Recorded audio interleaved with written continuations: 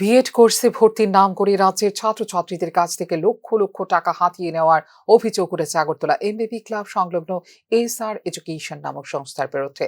গত কয়েক মাস আগে বহিরাজ্য কলকাতায় বিএড কোর্সে ভর্তির নাম করে এসআর এডুকেশন কর্তৃপক্ষ প্রথম দফায় 15,000 টাকা ও পরে 10,000 টাকা এবং স্কলারশিপ প্রদানের নাম করে আরও 5,000 টাকা সহ মোট 35,000 টাকা করে প্রত্যেক ছাত্রছাত্রীর কাছ থেকে হাতিয়ে নিয়েছে বলে অভিযোগ করেছেন ছাত্রছাত্রীরা।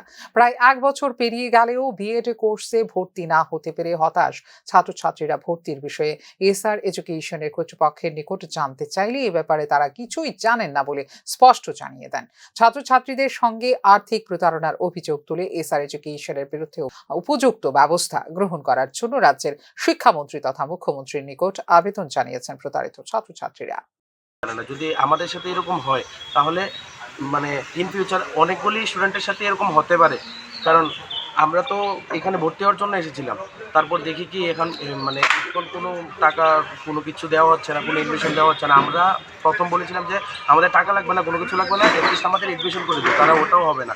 তারপর আমরা বলেছি এক্ষণে তাহলে আমাদের টাকা ফেরত দিয়ে দিতে, কারণ আমাদের এই একটা লস,